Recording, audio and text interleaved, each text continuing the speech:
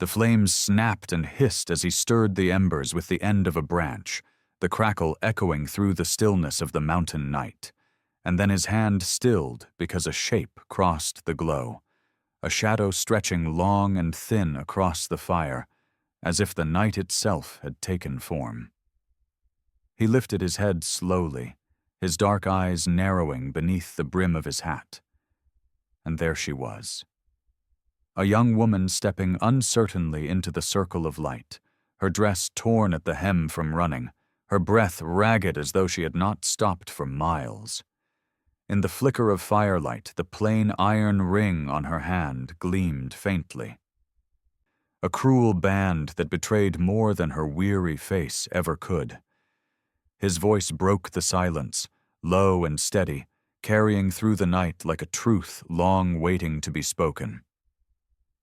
"I've dreamed this shape before," he said, his gaze fixed on the outline of her shadow that danced against the trees. She froze, clutching the bundle at her side as if his words were a blade, her eyes wide and glistening, torn between flight and collapse. "Stay back," she whispered, her voice shaking, but the fear in it was not of him alone. It was of the world behind her, the hands that had shoved the ring onto her finger, the man whose claim had chased her all the way to these mountains. The mountain man did not rise, only set the branch aside and leaned forward slightly, the fire painting his weathered face with orange glow. He was no stranger to visions, no stranger to loneliness, and yet the sight of her made something stir deep in his chest, something heavier than memory. The silence stretched between them, broken only by the whip of the flames and her unsteady breathing, and she glanced at the ring as though it were choking her even as it clung to her hand. She tightened her fist, willing it out of sight, but the fire caught it again, making it glimmer like iron chained to her very soul. He studied her quietly, his words repeating softly, not as a threat, but as if he spoke to himself. "Yes, I've dreamed this shape before." She shuddered, torn between disbelief and a strange pull she could not name, and for a heartbeat the night seemed to lean closer, as though the fire itself demanded to know what bound them. "Why would you say that?" she snapped, her voice sharp despite the tremor that betrayed how close she was to breaking, and the fire's light caught the tears streaking her cheeks as she glared across the flames at the mountain man. "You don't know me. You can't," she added, clutching her bundle tighter, her fist curling over the iron ring as if hiding it could erase both the truth of her flight and the weight of her shame. He did not flinch, did not rise to her defiance. Instead, he tilted his head slightly, his eyes reflecting the glow like coals, and his words came slow, measured, as though carved from stone. "Because I have seen you in dream and shadow," he said, "and now you stand before me, the same shape I could never forget." She shook her head violently, stepping back so her shadow stretched longer across the dirt, as if distance alone could break the pull of his words. "Dreams are nothing but smoke," she whispered, though her voice cracked, betraying how much she wanted to believe it, because to believe otherwise was to accept that fate itself had dragged her here.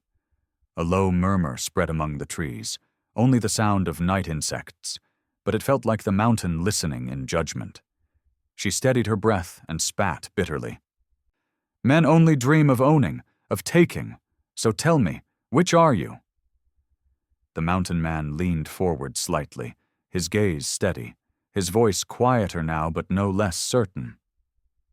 "Not a man who takes, a man who waits.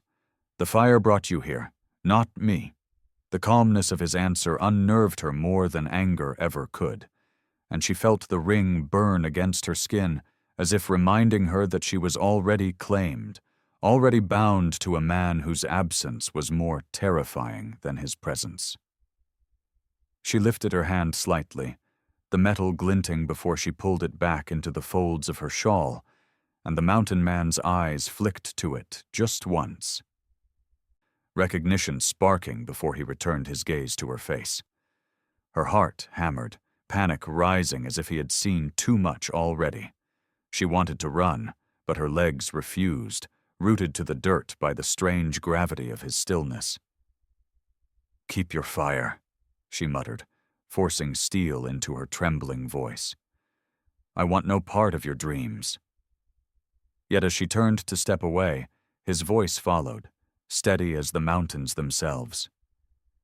"And still, your shadow remains." Her breath caught as the weight of his words tangled with the memories she had fought to bury, and she looked down at her hand where the iron ring pressed against her skin, cold even in the heat of the fire, heavy as if it had been forged not from metal, but from chains. She remembered the moment it was shoved onto her finger, her family's voices ringing around her like a verdict.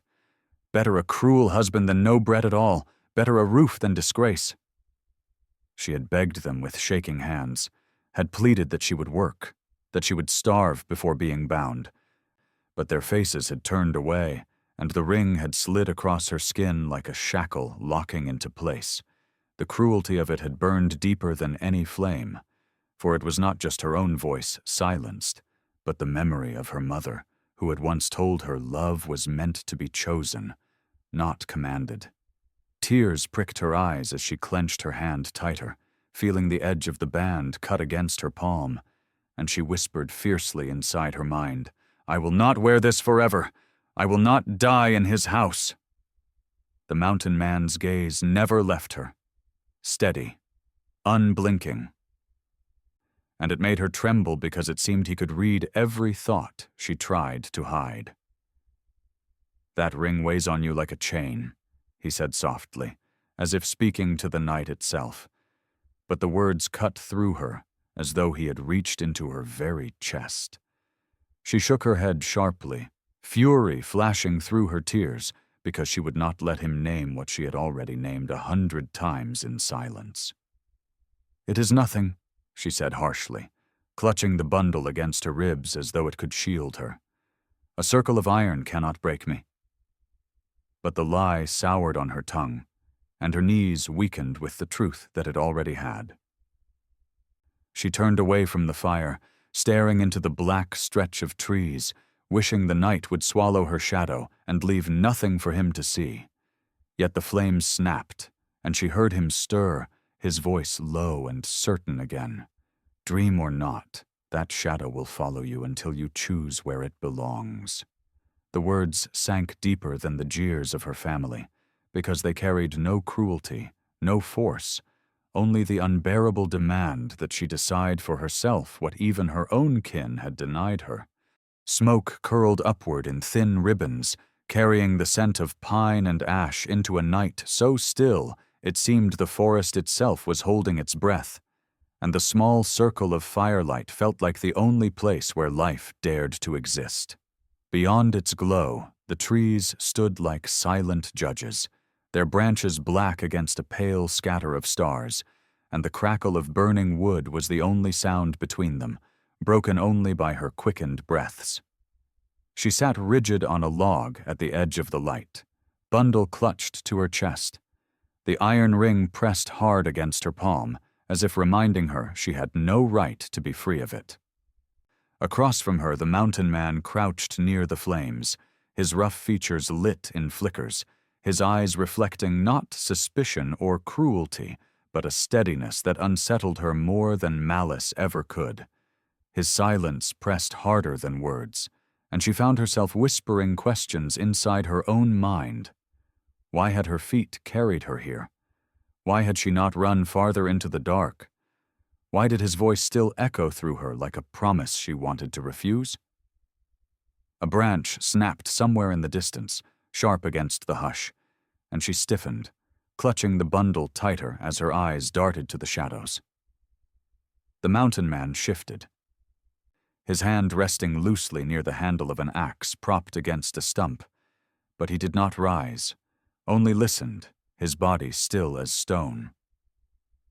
The silence returned, heavy and watchful, and she let out a slow breath, her shoulders sinking, though her heart did not calm. Elias Redfeather's voice lingered in the night like memory, soft and reflective. I've carried many tales of widows, runaways, and men who lived alone with fire for company. But in this one, the fire itself seemed to listen, as if it knew fate had pulled two strangers into its circle.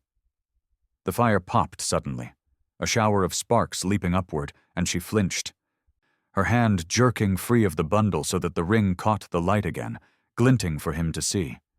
His gaze flicked to it and back to her face, and though he spoke no word, she felt the weight of his thought pressing against her silence. The ring, the fire, the dream, all threads of a story she did not want, yet could no longer escape. The night itself seemed to lean closer, waiting for what she would do next.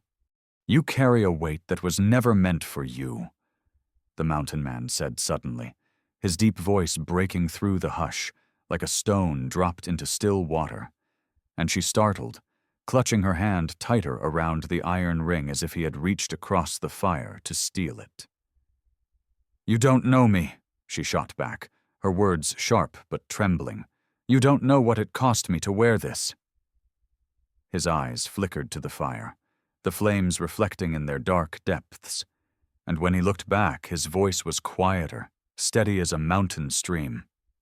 "I know more than you think. That ring on your hand, it was hammered from ore I pulled from the earth years ago. I felt it in my palms, heavy and raw, and when I dreamt of its shape, I saw you." The words struck her harder than the jeers of her kin, harder than the silence of the empty road she had fled, and her breath caught as if the very air had betrayed her. "No," she whispered, shaking her head, though her knees weakened under the certainty in his tone. "Iron is iron. It binds, it scars. It is no vision, no fate." The mountain man leaned forward, his voice firm. "I bled to bring that metal to light, and in the nights after, I dreamed of a shadow that carried its weight. Tonight that shadow crossed my fire, and now I see the truth. You were never meant to wear it as a shackle. You were meant to decide what it will become." She trembled, fury rising with her grief. "It was forced on me. My family pressed it into my hand and told me obedience was survival. How could it be meant for anything else?" Her tears burned, her words jagged, and she pressed the ring so hard against her skin that pain flared sharp as a blade. The crowding silence of the forest deepened, as if the trees themselves strained to hear, and Elias Redfeather's voice came soft, like a thread woven through time. "Some say the earth gives iron for chains, others for swords, but now and then it yields a single band that tests whether love can be chosen or only endured." Her chest ached as the mountain man's gaze held hers, unyielding, as though he would not allow her to look away from the truth he had spoken. The fire popped, sparks leaping between them, and she realized with a shudder that his words had bound her more tightly than the ring ever had, because they gave her back the choice she had thought forever stolen. Hooves pounded against the hard earth, sudden and sharp, breaking through the stillness of the night like thunder rolling down the mountain, and she jerked to her feet, clutching the bundle to her chest as her eyes flew wide with terror. From the tree line burst 3 riders, their lanterns swinging, faces shadowed but cruel voices unmistakable as they pulled their horses hard at the edge of the firelight. "There she is," one shouted, the iron in his tone colder than the ring on her hand. Her pulse roared in her ears, drowning the hiss of the flames, and every instinct screamed for her to run, but her legs betrayed her. Rooted to the spot as though the earth itself had turned against her, the mountain man rose in a single motion, broad shoulders casting his shadow long across the circle of light, and with one deliberate step, he positioned himself between her and the riders. His hand closed firmly around the haft of his axe, though he did not raise it yet, and the quiet weight of his stance carried more warning than 1,000 shouted threats. One rider leaned forward, sneering through the glow. "She belongs to another, promised, paid for, and bound. You've no right to her." The widow's breath caught. The words like a knife twisting into the wound her family had carved when they forced the ring upon her finger, and shame burned in her cheeks, as if the whole mountain had turned to watch. But the mountain man did not flinch. His voice rumbled like distant stone breaking loose. "A ring forged in iron cannot buy a soul." The riders shifted uneasily, their horses stamping, their lanterns casting wild shadows across the clearing, and Elias Redfeather's voice carried like memory across the night. "There are men who trade women as if they were cattle, and there are men who stand like oak against the wind, daring the world to cut them down. This tale belongs to the second." She felt her knees weaken, fear clawing at her throat, and yet a flicker of something else stirred beneath it. Relief, sharp and unbidden, at the wall of defiance rising between her and the chains that had pursued her. But the riders sneered again, one spitting into the firelight. "Step aside, mountain man. She'll go back with us, or you'll fall here." The threat hung like steel in the air, the flames snapping high between them, and the widow clutched the iron ring until her hand bled, torn between the terror of being dragged back and the terrifying hope that maybe, just maybe, she had found someone who would not let her be taken. Her chest tightened until every breath felt like it might be her last, and the words clawed their way out before she could swallow them back, raw and jagged in the fire-lit clearing. "I can't go back," she cried, her voice trembling but loud enough for the riders to hear. "But I can't go forward either. Chains bind me no matter where I turn."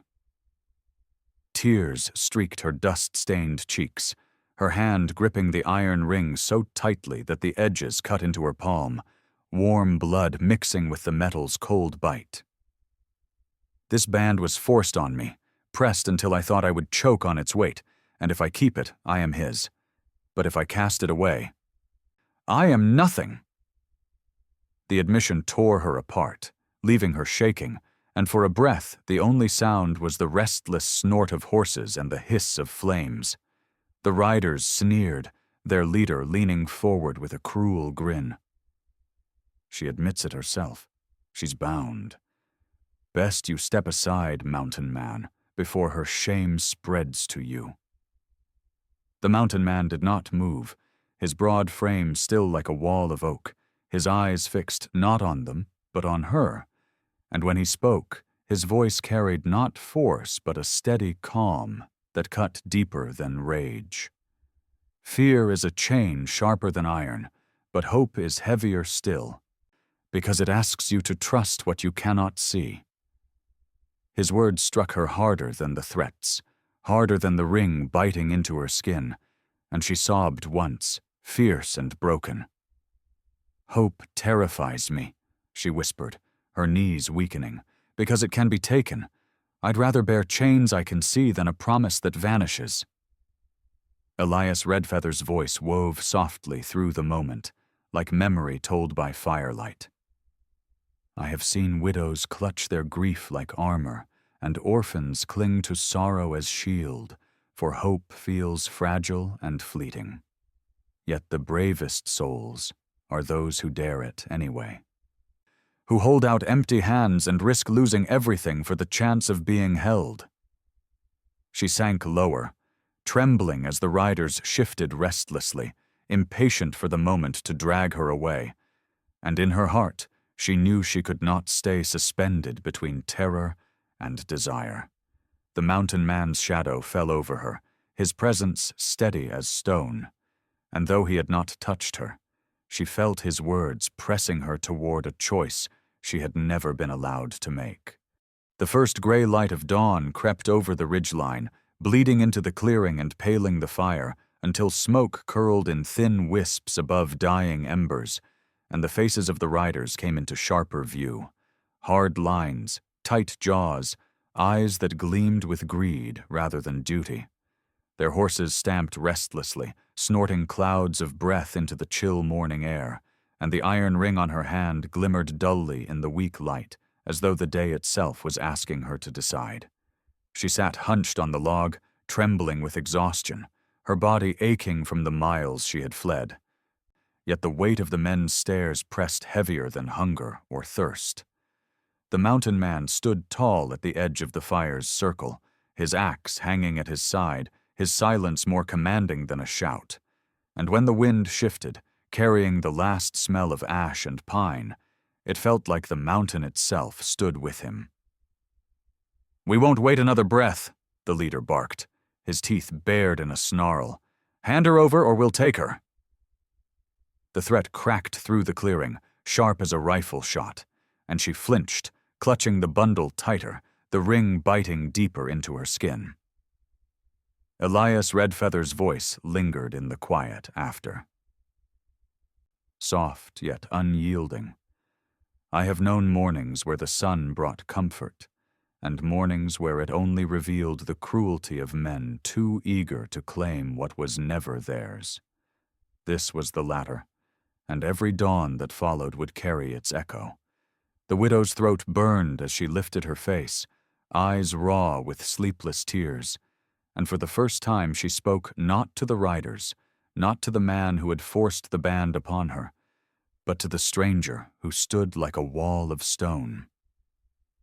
"If I choose freedom, will you stand until the end?" Her voice cracked, the words trembling in the new light, and the clearing seemed to hold its breath. The mountain man's gaze met hers, steady and unflinching, and though he said nothing yet, the promise in his silence made her pulse thunder louder than the horse's hooves. The riders shifted, impatient, their leader raising his hand as if to signal the charge, and the morning air turned sharp as a blade, pressing down on them all.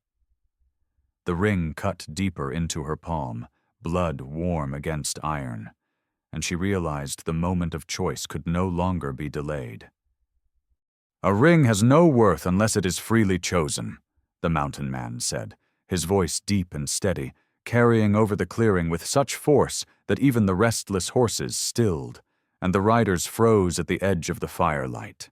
The widow's breath caught, the words striking her like a hammer to iron, and she clutched her hand tighter as if the band might burn straight through her flesh. The leader spat into the dirt, his sneer twisting into something darker. "That band was paid for. It was promised, forged in coin and bargain. She belongs to the man who bought her." The widow's knees trembled, the shame of those words heavier than chains. But the mountain man did not waver, his frame like a wall against the rising sun. "Iron can be traded, coin can be spent, but no man can own a soul. She is not cattle, not property, and no law of earth or sky will make it so." His voice cut sharp, and Elias Redfeather's reflection carried quietly into the air.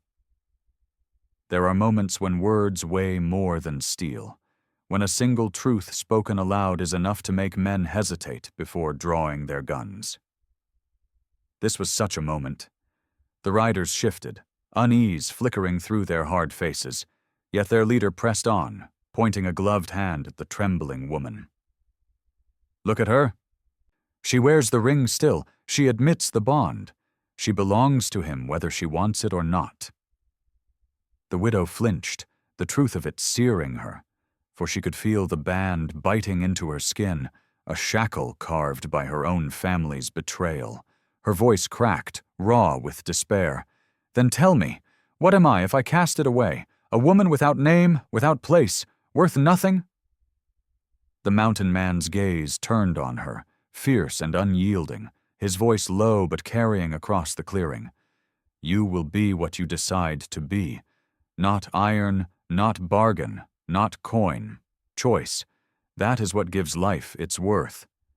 His words burned hotter than the rising sun, and for the first time she felt the ring grow lighter in her palm, as though it had always waited for this moment.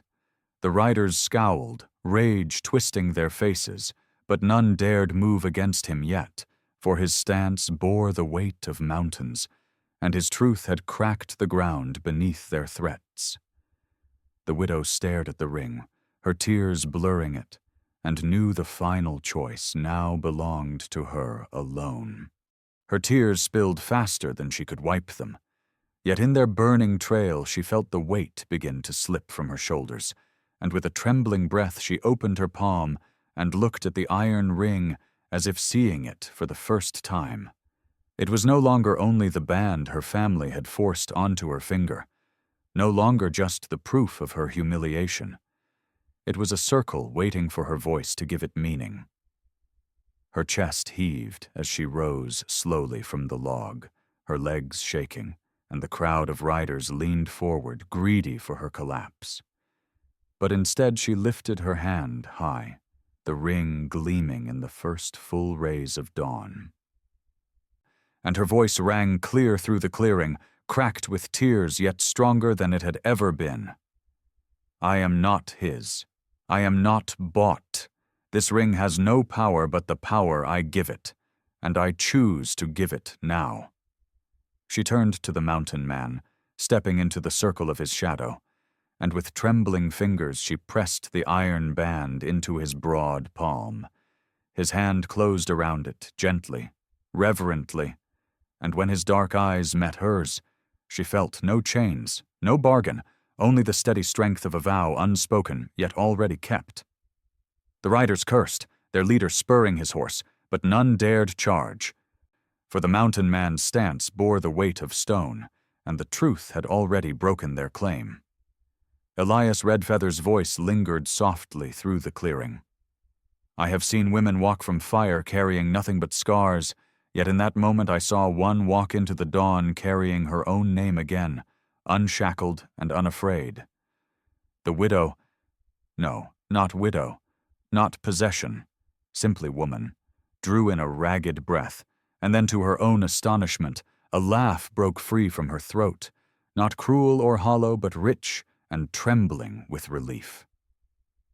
The sound startled even the riders, silencing their jeers, for it was not the laugh of shame, but of victory, of a spirit rising at last. The mountain man let the ring rest in his palm, not claiming it, not wearing it, only holding it as though it were a seed waiting for soil, and she knew in that moment that freedom did not mean walking alone. It meant choosing whom to stand beside. She stepped closer, her laughter softening into a smile, and the dawn spread gold across the clearing, washing the night's cruelty away. Please like, share, and subscribe to support more true-hearted stories on Stories Left Behind. If you had carried that iron ring, would you have thrown it away or given it as a choice of freedom?